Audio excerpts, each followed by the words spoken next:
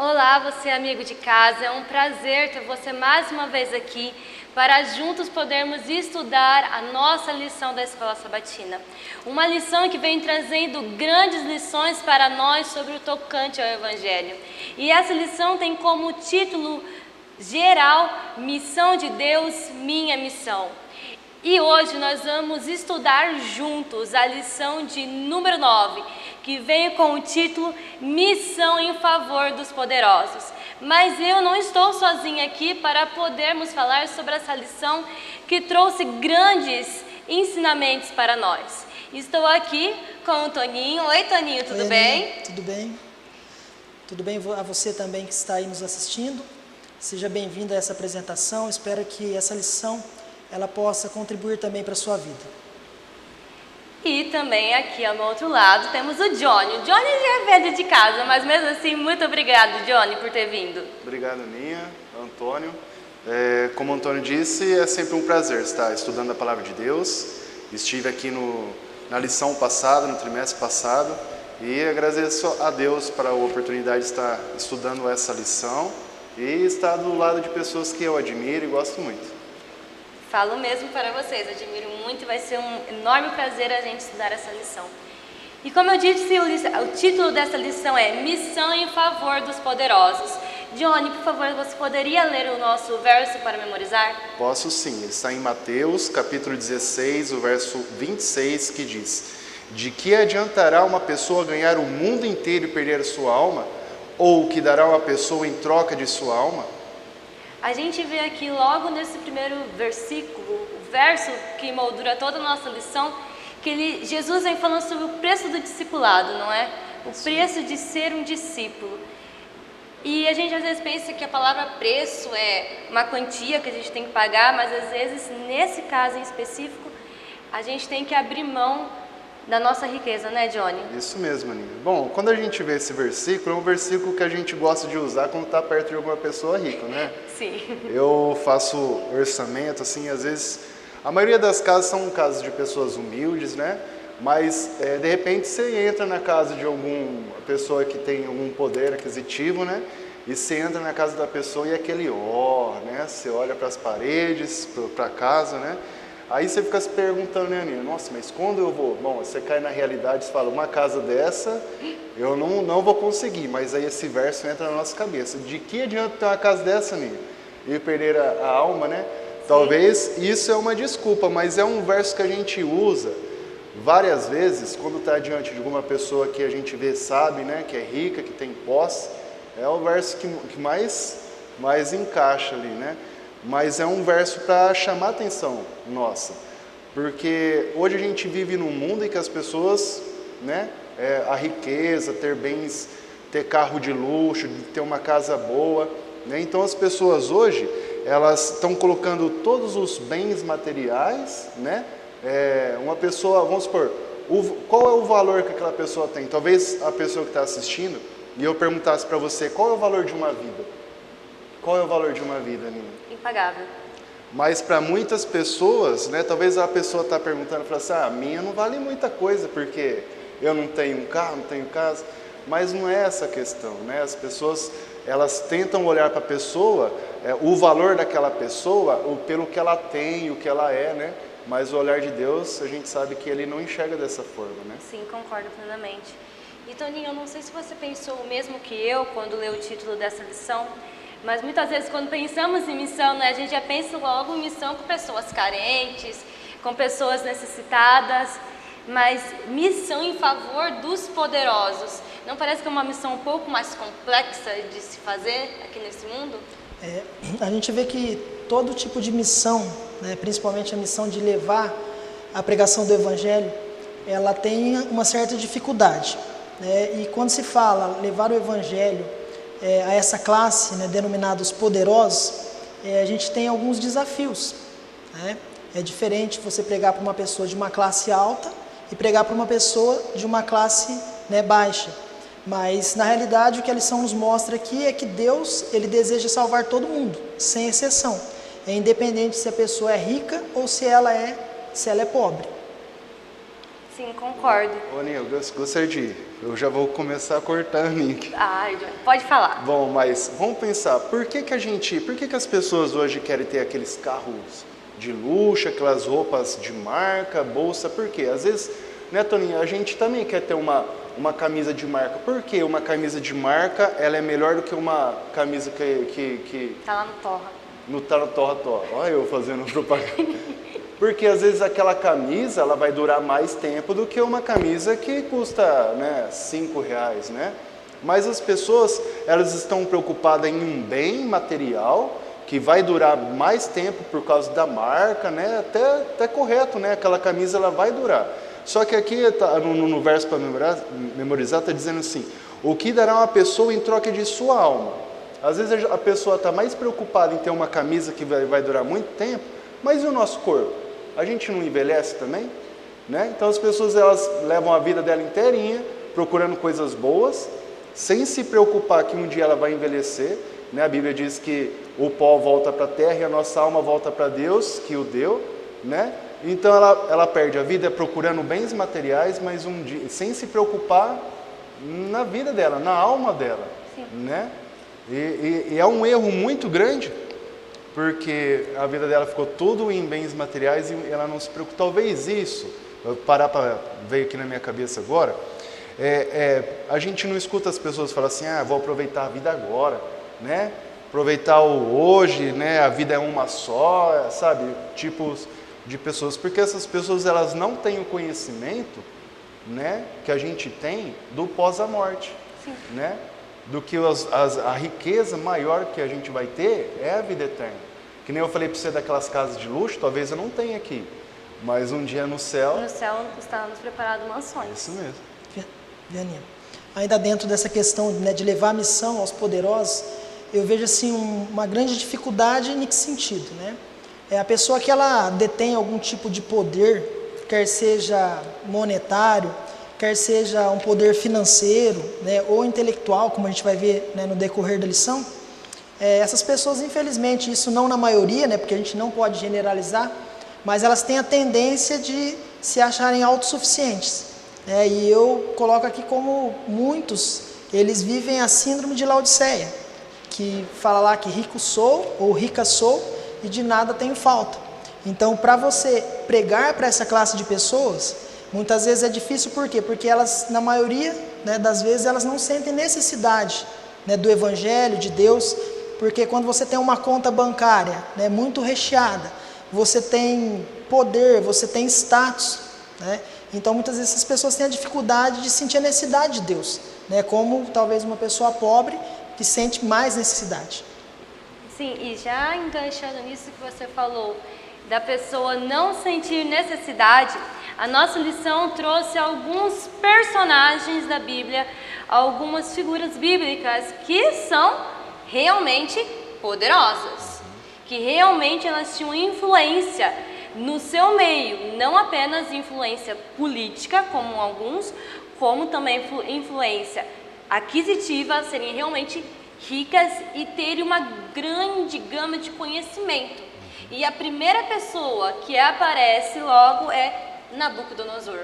E é bem o que você estava falando, a pessoa que, no caso, o rei de o maior império daquela época se sentia autossuficiente.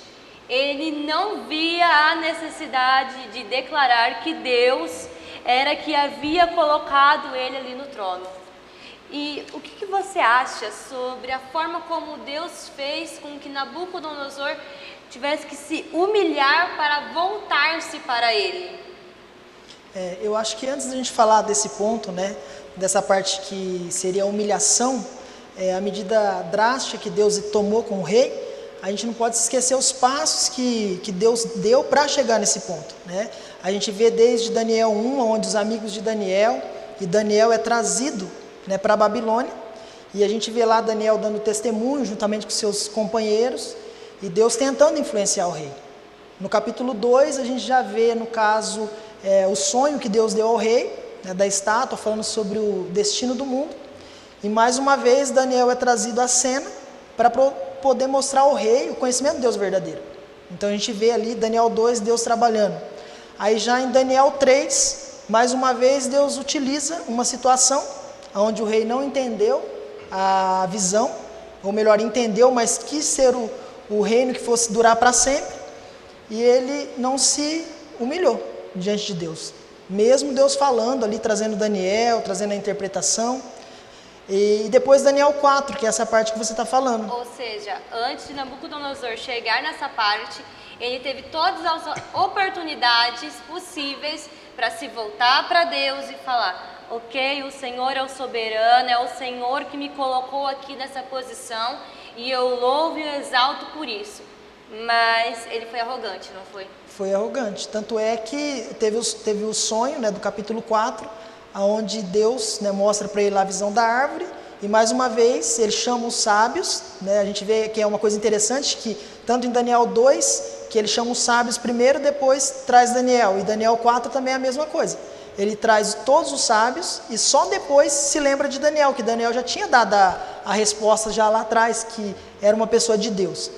E aí Daniel apresenta para ele ali o significado daquele sonho, pede para que ele se arrependa dos seus pecados, né, para que, quem sabe, as coisas poderiam mudar. E a gente vê que mesmo assim o rei, ele não deu muito ouvido para Daniel.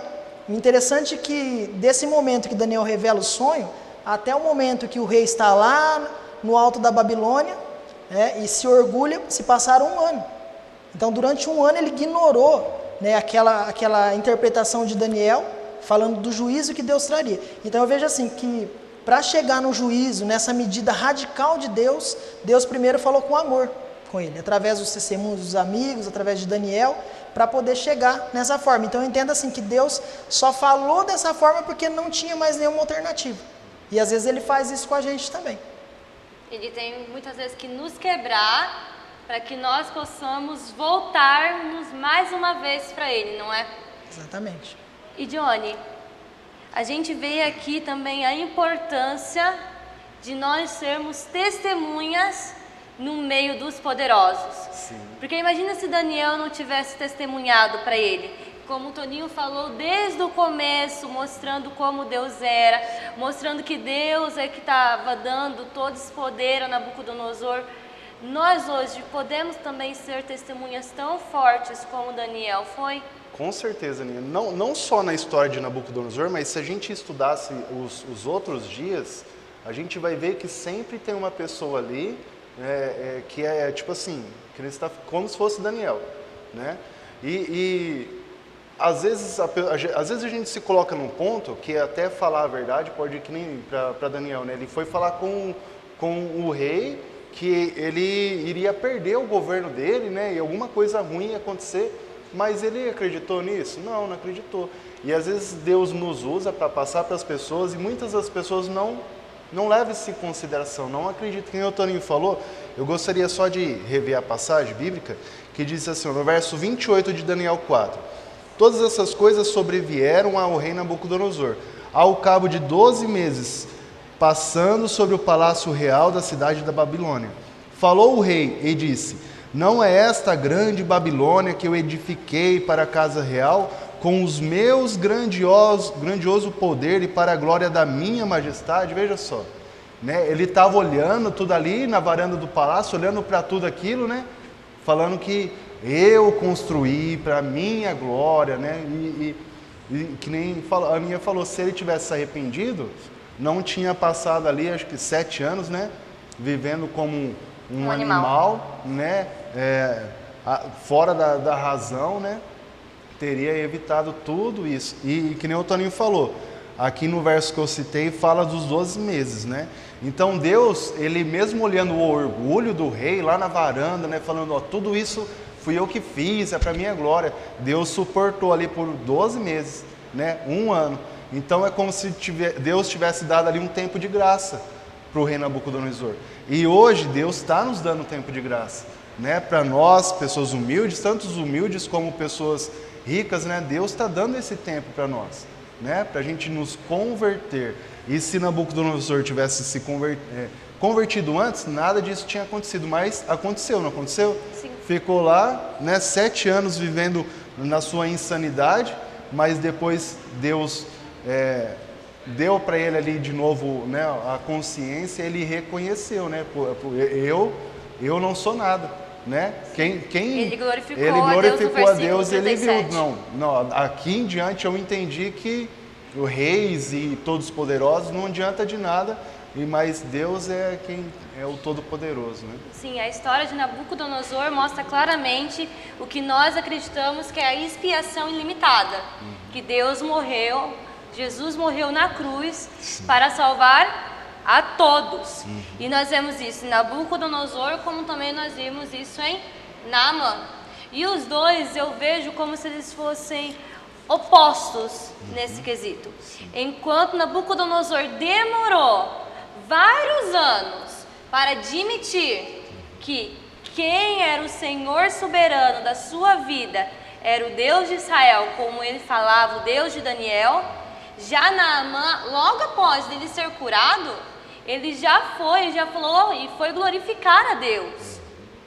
E é como você falou, na história de Naamã também a gente vê alguém, uma figura lá testemunhando do poder de Deus, da glória de Deus. E para mim o mais interessante é que era uma criança. Uma criança que era escrava, que foi tirada da sua família. Então, nesse primeiro ponto, nós podemos ver que não importa a nossa situação, a gente ainda assim pode glorificar a Deus. Mas eu gostaria de saber, quando nós vamos, no decorrer do capítulo 5, nós chegamos nos versículos 17, 18 e 19, que na minha versão fala assim, 2 Reis, para quem quiser acompanhar em casa, capítulo 5, a partir do versículo 17. E disse Naamã, já que não aceitas os presentes, ao menos permita que eu leve 2 mulas carregadas de terra, pois teu servo nunca mais fará holocaustos e sacrifícios a nenhum outro Deus, senão ao Senhor.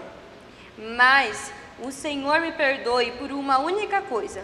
Quando meu Senhor vai adorar no templo de Rimom, eu também tenho que me ajoelhar ali, pois ele se apoia em meu braço.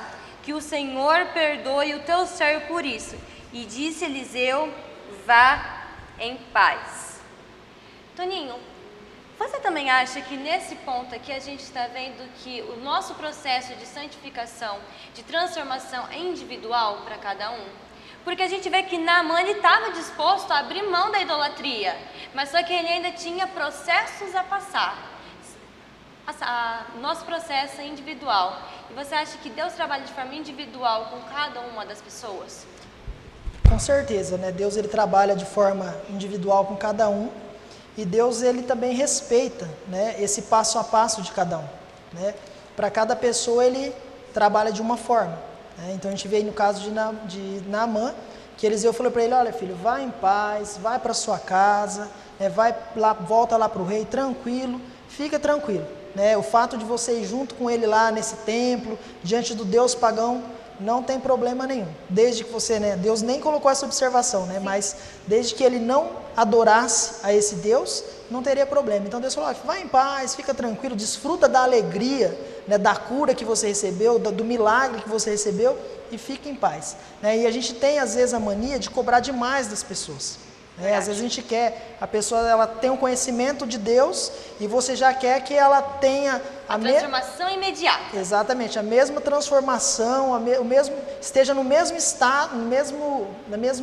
estágio que uma pessoa que está há 20, 30 anos na igreja, né? Então a gente vê aí que Deus respeita esse passo a passo da pessoa. Sim, e Johnny, a gente pode muitas vezes colaborar com esse passo a passo das pessoas, não é? Com certeza, como essa menina colaborou nessa história, né? Veja só, ela foi uma prisioneira que foi levada para um outro país para trabalhar como uma empregada, né? Ela era escrava. Ela era uma escrava, né? Ela podia ter ódio dos patrões, né, Aninha? Porque tá num lugar que não é o país dela, não é a casa dela, foi levada à força, está lá. E ali a gente vê o Espírito Santo, né? Por mesmo que aquela criança tivesse passado por situações que ela não queria, mas tá vivendo naquele ambiente não fez ela se tornar uma pessoa ruim. Então a gente vê o poder do Espírito Santo ali operando nela e ela dando ali, né, a chance de Naamã procurar, né, o Deus verdadeiro. Veja só, e essa história também, quando a gente fala em Naamã, a gente vê que para Deus não importa, porque Naamã era alguém que é bastante conhecido, né, tinha um status era ali. um grande general. Então, ele era importante até para o rei, né, porque o rei queria que aquela pessoa se curasse, né? Sim. Então a gente vê que não importa se a gente tem status, não importa se a gente tem algum bens materiais, não importa nada disso. Porque Naamã ele tinha tudo isso daí, mas ele ficou doente, ele ia perder a vida dele, não ia? Ia. E ele tinha um monte de dinheiro e ele ia conseguir comprar a sua cura? Não, com o dinheiro ele não ia conseguir. Então, às vezes, isso é para parar para a gente pensar, que às vezes a gente está vivendo em momentos que é impossível você procurar recurso terrestre. A pessoa é rica, Toninho, a pessoa tem bens, ela tem tudo, mas tem certas coisas que o dinheiro não pode comprar, né? Então, o relato de Naamã me fez pensar tem certas soluções, Aninha, que é só a gente entregar a nossa vida para Deus, para Ele nos curar, realmente. E não importa se a gente é rico ou pobre, é Deus. É Deus. E um fato interessante é que mesmo uma pessoa sendo rica, e às vezes rica e erudita, tendo um vasto conhecimento, ela ainda assim precisa ser alimentada por Deus, como vemos em Nicodemos. E a gente vê que a cura que foi oferecida para Naamã, ela custou caro? Não. Ela foi gratuita. Veja só, ele levou lá, né, pesos e pesos em prata, em ouro e tal. Eliseu não aceitou. Ele não aceitou. Então a cura que Deus, o que é de mais valioso na nossa vida é gratuito, né? Eu li o capítulo 5, depois eu achei curioso aqui, ó, a história de Geazi, eu continuei lendo. Então ele ficou ganancioso, ele foi lá atrás do dinheiro que Naamã estava levando embora. E aí a lepra caiu sobre ele. Então a gente vê, né, é totalmente gratuito a graça de Deus. É como o apóstolo Paulo falou, o amor ao dinheiro é a raiz do mal. E aí esse personagem, Geazi, ele foi ganancioso, ele foi lá pegar dinheiro e aí a lepra caiu sobre ele. Sim.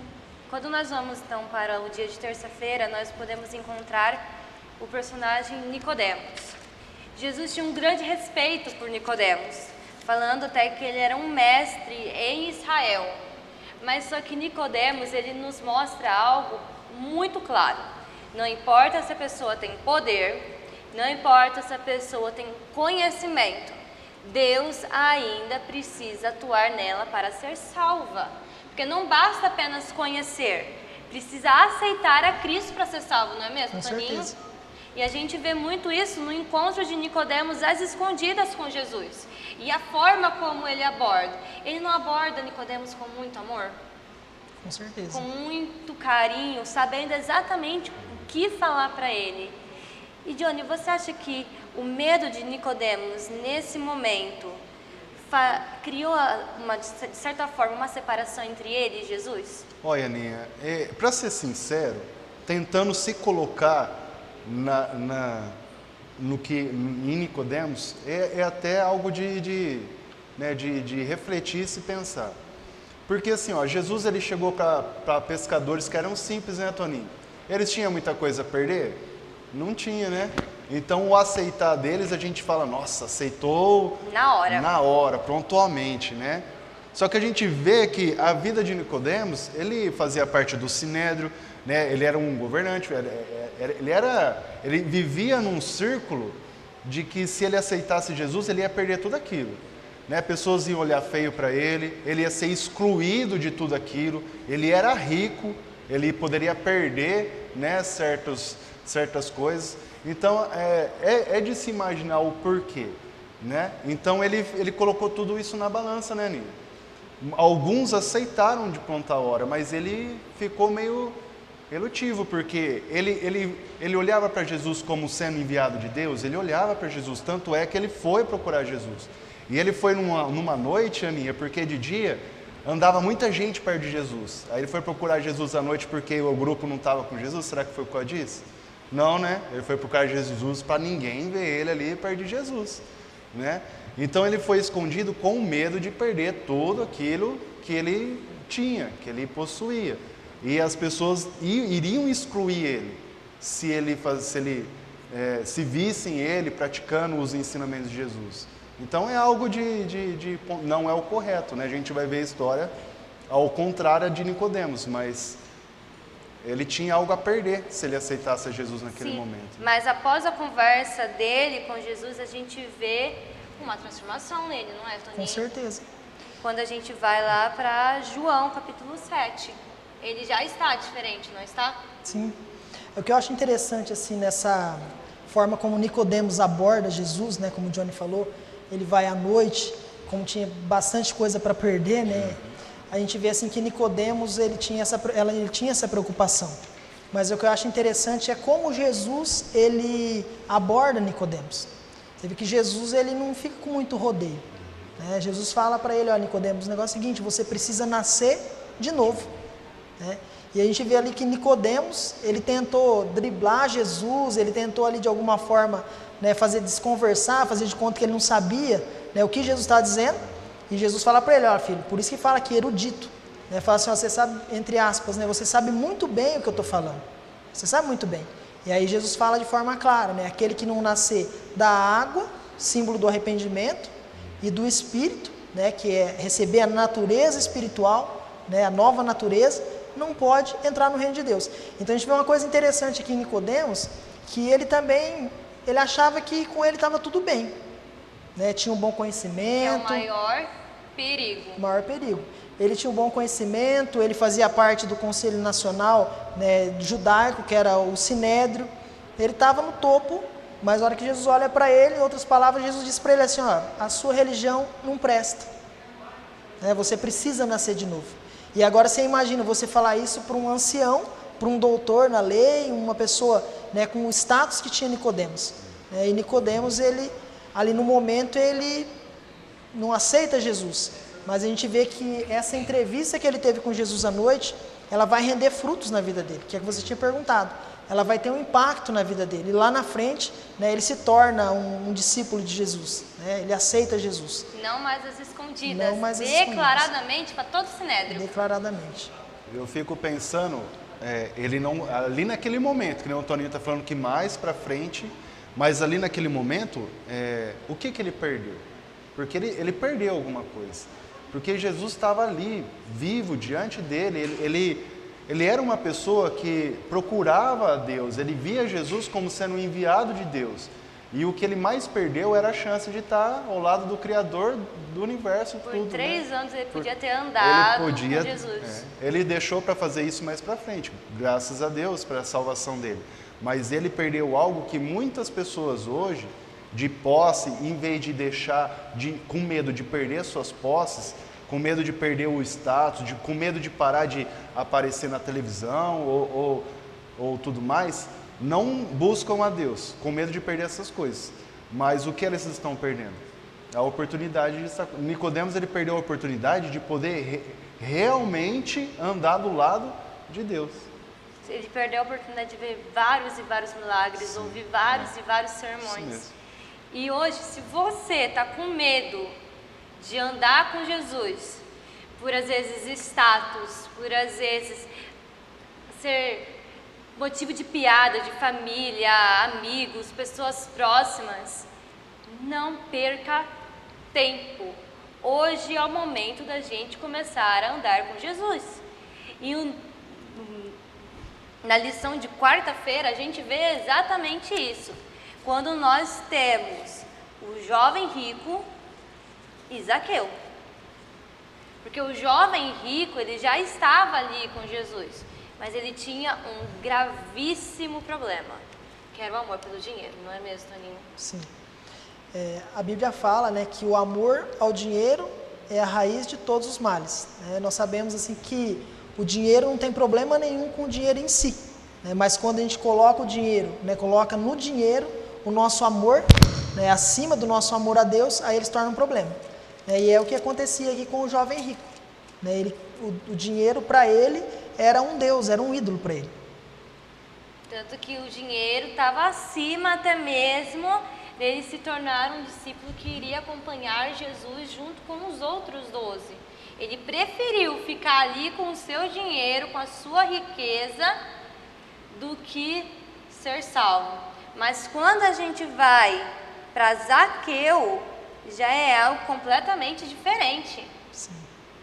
Zaqueu não ficou com medo de, eu vou ter que abrir mão do meu dinheiro. Não, ele falou assim, Senhor, eu dou metade, e se eu roubei alguém, eu vou devolver. A gente vê que às vezes a entrega para algumas pessoas é mais fácil do que para outras. Mas só que a entrega verdadeira só pode ocorrer quando a pessoa aceita Jesus, não é mesmo? Sim. Queria voltar um pouquinho no jovem rico, né? A gente vê assim o jovem rico chegando a Jesus e fazendo uma pergunta para Jesus, né? O que ele tinha que fazer para herdar a vida eterna, tal. E aí Jesus fala para ele dos mandamentos, né? E ele fala que ele guardava os mandamentos. Aí Jesus citou ali e tal. E dentro da conversa dele com Jesus, ele fala que ele está guardando todos os mandamentos.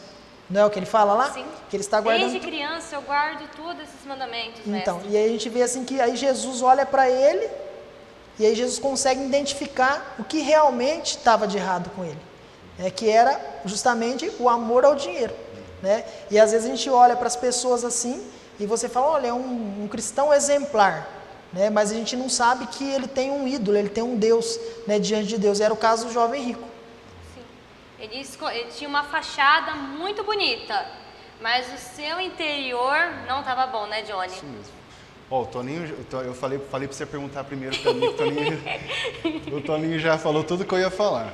Você tem Zaqueu ainda. Mas pra eu poder vou falar. acrescentar algo que o Toninho citou os mandamentos, né? Então, mas ele guardava todos os mandamentos, Toninho? Tudo pode até dar risco?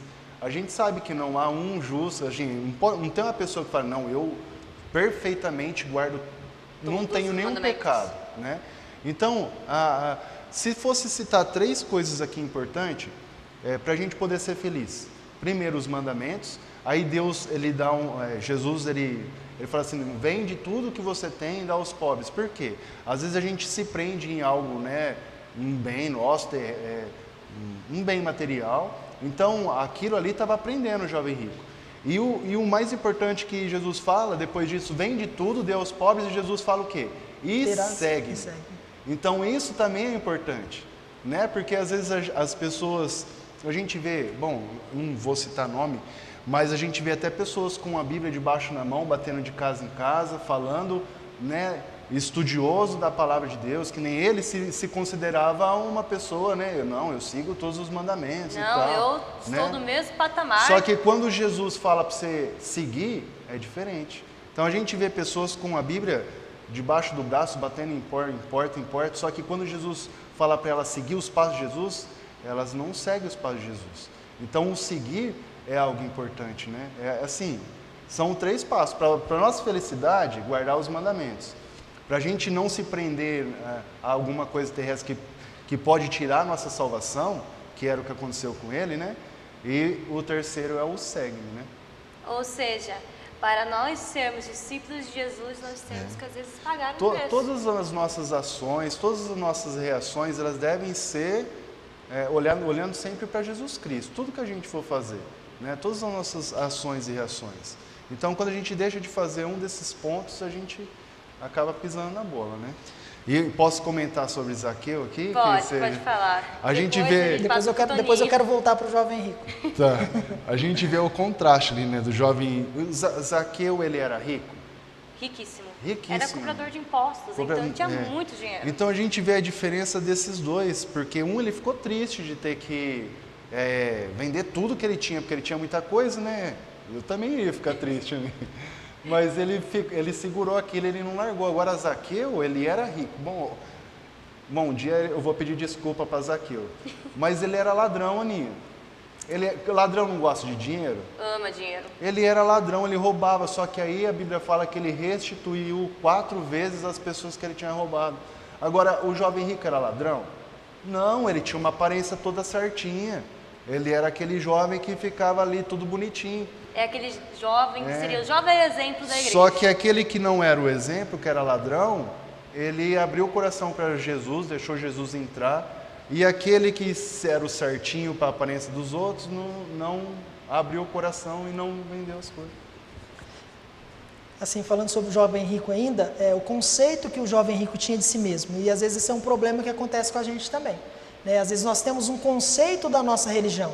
O Johnny tocou num ponto interessante, né? Falou assim, mas será que o jovem rico ele guardava todos os mandamentos como ele falava ali? Né? E quando a gente olha, né, e Jesus coloca esse ponto e fala, olha, vai e vende tudo que você tem, e ele não consegue sair e vender, né, e muito menos dar aos pobres, a gente vê que qual era o mandamento que ele transgredia. Ele transgrediu o primeiro mandamento, que é não ter outros deuses diante de Deus. Ele tinha o Deus Mamon, que amar era o a dia... Deus sobre todas as coisas. Exatamente. Ele tinha um ídolo, né? Não farás para ti mais escultura. Não era um ídolo de barro. Como era tradicional nos tradicional, mas outros ele reinos. tinha um ídolo que era o dinheiro, né? E a gente vê uma coisa interessante ligando com Zaqueu, é que para o jovem rico Jesus pediu para ele vender. Né? E no caso de Zaqueu, Jesus não fala para ele, vai, né? Como o Johnny falou, vai, vende tudo que você tem. Jesus falou, eu quero entrar na sua casa. Só quer entrar na sua casa. E a gente vê que Zaqueu, pelo próprio coração dele, ele tomou a decisão de fazer isso. Né? E é interessante que Zaqueu, é uma diferença que ele tinha do jovem rico, né? Como o Johnny falou, se ele era rico é porque ele gostava de dinheiro. Né? E a gente vê assim que ele gostava tanto de dinheiro que ele roubava as pessoas. Ele era um publicano, né, um dos maiores dos publicanos ali. Ele roubava as pessoas, então ele gostava tanto do dinheiro que ele até roubava para ter. Só que uma coisa ele tinha diferente do jovem rico. O dinheiro não era um Deus para ele, não era um ídolo para ele. Tanto é que quando chegou a hora, né, que ele conseguiu olhar para Jesus, ele conseguiu ver que Jesus era um tesouro muito mais valioso do que o tesouro terrestre que ele tinha, ele falou assim, olha, vale a pena trocar esse tesouro que eu tenho aqui, essa riqueza, pelo tesouro que esse mestre, né, Jesus, ele está apresentando. Sim. Viu, Aninha? É algo que lá no Cidade Jardim eu escuto direto. Mas a gente está falando sobre pessoas ricas, né, que eles tinham muito a perder. Mas será que essa lição não entra para nós, que somos mais humildes, sim? Será que tem algum tesouro? Porque pode ser um tesouro que muito valioso, também a gente pode se perder por coisas simples. É uma besteirinha. Eu vou citar um exemplo aqui lá no Cidade Jardim, é uma pessoa que ele cita o Monza, né? O Monza vermelho. Talvez a pessoa se perde por ter lá uma Ferrari, não vou largar, mas às vezes eu tenho um Monza e esse Monza faz com que eu também não largue dele. Então, é algo para pessoas ricas que tem muita coisa a perder, mas aonde está o nosso coração, está o nosso tesouro.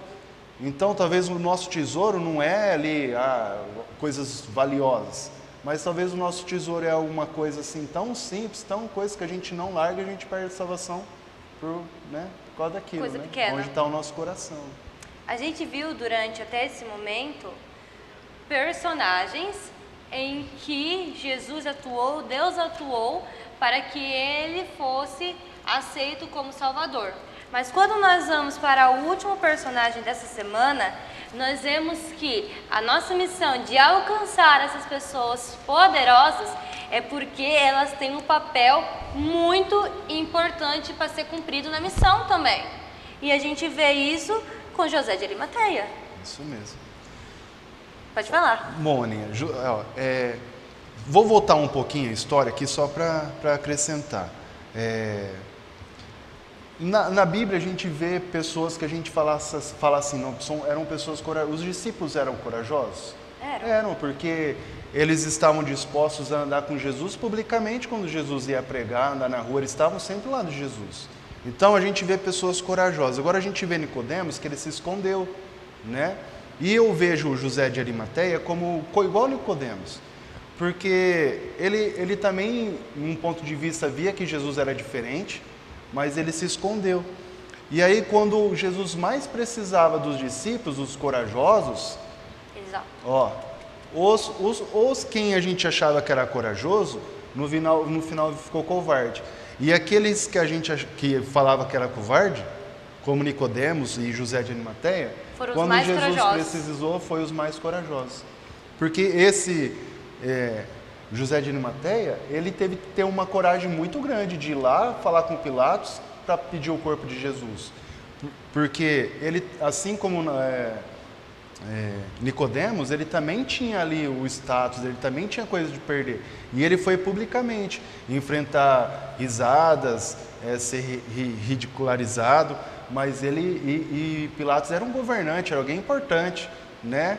Ele tinha a sua decisão, era difícil tirar a decisão de um governante, mas ele foi lá, pediu o corpo de Jesus para fazer todas as honras que Jesus merece, porque ele foi crucificado, né, como um pecador, mas ele foi sepultado como se fosse um rei, porque ele deu ali os olhos, né, e tudo aquilo, que Jesus teve o trato ali no final como se fosse alguém importante, né? Pode falar, Tony. Uma coisa assim que eu acho interessante, né, a lição fala que a missão de Deus é com todo mundo, né? Com as pessoas ricas também, né, com as pessoas pobres, né, e como a gente tem estudado aí nas lições. No momento certo, Nicodemos e José de Arimateia deram frutos. Né? Então, quando a gente olha para a natureza, a gente pode observar que nem todas as árvores elas dão fruto no mesmo tempo. Né? Você planta, eu não sou especialista em agricultura nessa área, mas a gente pode observar que tem plantas que você planta e já logo você já está colhendo. Agora, tem plantas que demora mais tempo, décadas às vezes, para poder dar fruto. Né? E o que eu acho interessante em Deus é isso. É que Deus ele tem paciência, né? Ele sabe como trabalhar com o ser humano, né? Para que esperar o tempo certo, né? Como o Johnny falou, né? Na hora que precisou, né? Os discípulos estavam todos escondidos, mas esses dois aí, José de Arimateia e Nicodemos, estavam ali prontos para poder fazer algo, né? No caso, José de Arimateia fez parte do cumprimento de uma profecia, né? Lá de Isaías. Jesus foi sepultado ali no túmulo de um rico. Né? Então a gente vê assim que Deus ele sabe esperar o tempo certo. Né? A semente ele lançou no caso de Nicodemos, lançou ali naquela noite a semente, falou que o Filho do Homem, né, assim como a serpente foi levantada lá no deserto, que importava que o Filho do Homem fosse levantado. E Nicodemos, assim, não está na parte de erudito, né? Mas Nicodemos ele foi colhendo todas as evidências, as provas, né, sobre Jesus. E a hora que ele realmente reconheceu isso, ele caiu em si, né, ele pôde dar os frutos também. Né? Então a gente vê que Jesus sabia lidar com todas as classes, né, com os pobres, com os ricos. Não tinha nenhuma classe que Jesus ele desprezava. Né? Todos são importantes para Jesus. E nós, como seguidores dele, também temos que aprender a lidar com essas classes. Exatamente. Porque, como eu falei, quando pensamos em missão, às vezes é mais fácil nós querermos lidar com as pessoas das classes mais pobres do que com as pessoas das classes mais ricas. Mas é como você falou, Toninho, na missão todos são importantes. Não importa a sua posição social. Pode falar, Johnny, que eu percebi que você queria fazer um comentário. Não, tipo assim, eram pessoas que eles ficaram ali na deles, né? E depois eles expressaram publicamente, né? Eu acho que eles vendo o sofrimento de Jesus na cruz, porque José de Arimateia, quando ele foi falar com Pôncio Pilatos para pedir o corpo, quer dizer que ele viu que Jesus já tinha morrido, ele foi lá pedir o corpo, porque ele sabia que Jesus tinha morrido. Então, eu acho que aquilo de ter visto a crucificação de Jesus, aquilo tocou no coração. E tudo que aconteceu na crucificação. Nicodemos também, na hora que estava lá sendo julgado, ele falou, né? Que pecado tem esse homem, né? Vocês vão julgar um homem sem ter provas nenhuma? Sem as testemunhas. Então, a hora que chegou num ponto que eles tiveram a tua decisão, né? Se expressaram, né? E agora, quando Jesus precisa de nós, Aninha? É uma vez por mês? É só dia de sábado? Não, Jesus precisa de nós todos os dias. Então a gente tem que expressar isso que eles expressaram só no final, a gente tem que expressar isso todos os dias, porque Jesus precisa de nós. E a lição é uma missão, né? A gente tem uma missão de falar para ricos e pobres do amor de Deus, né? E da salvação de Deus. E graças a Deus esses dois tiveram a sua salvação, né? Ao contrário do jovem rico, né? Que ficou preso. Eles aceitaram, mesmo que tarde, perderam o que eles perderam, né? Mas graças a Deus eles tiveram assim a sua salvação. Agora nós chegamos nos finalmente da lição.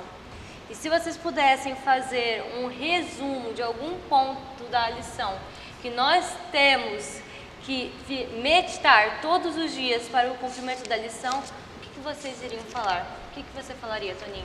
Eu diria que a gente não pode fazer acepção de pessoas, né? Esse conceito está na Bíblia, né? Então, quando a gente coloca barreiras, né, para que a missão vá em diante ou vá à frente, a gente limita o poder de Deus. A gente pode pregar, como a gente, né, tem falado aí, a todas as classes de pessoas. Então, a gente não deve fazer acepção de pessoas, não importa se é rico, a gente deve pedir sabedoria a Deus para que a gente consiga alcançar todas as classes de pessoas, porque na realidade todas elas, né, necessitam da salvação, como nós também. Johnny? Olha, Aninha, eu estava revendo essas histórias, a gente vê lá Daniel, a gente vê a história daquela menina, né? Então, às vezes a gente acha que nós, às vezes, nos colocamos como pessoas pequenas, né? Mas não, a gente vê que Deus usa, né? Deus pode usar a gente para trazer salvação de alguma pessoa que a gente acha tão importante, falar, não, né, aquela pessoa é inalcançável demais. Quem sou eu, né? Mas não, o que eu tiro dessa lição é que se a gente nos entregar na missão e deixar que o Espírito Santo vive em nós, a gente pode transformar e salvar, né, a vida de certas pessoas que não têm esse conhecimento e que vivem só para o dia de hoje e esquecem, né, do amanhã. E o bem mais precioso que a gente tem não é nada terrestre, né? É o que a gente vai conseguir na casa de Deus. Se eu pudesse deixar uma mensagem hoje, seria que temos que tomar cuidado com a nossa arrogância. Tanto no quesito de querermos nos apegar aos bens terrenos, como acharmos que as pessoas poderosas por ter poder ou conhecimento não são merecedoras de Jesus. Nossa missão hoje é levarmos a Cristo, não importa para quem, não importa se é rico ou pobre, mas que cumprimos a missão para que quando Jesus voltar, essas pessoas ricas, essas pessoas pobres possam estar junto de nós, glorificando e enaltecendo a Deus e falando que aquele é o Senhor que tanto aguardamos. Amém. Amém. E infelizmente chegamos ao fim dessa lição da Escola Sabatina. Uma lição que poderíamos passar horas e horas falando de cada um dos personagens que foi abordado. Mas, caso você queira também estudar essa lição, eu posso falar, você pode baixar o aplicativo do 7Me e acompanhar a lição que ali está disponível, não apenas essa, mas também a dos adolescentes e dos jovens, como também acessar o site da Casa Publicadora Brasileira, onde você vai ter acesso a essa lição. E a lição da próxima semana ela é tão boa, tão complexa, de um jeito gostoso de ser estudado, que ela vem com o título Missão em Favor dos Não Alcançados, parte 1.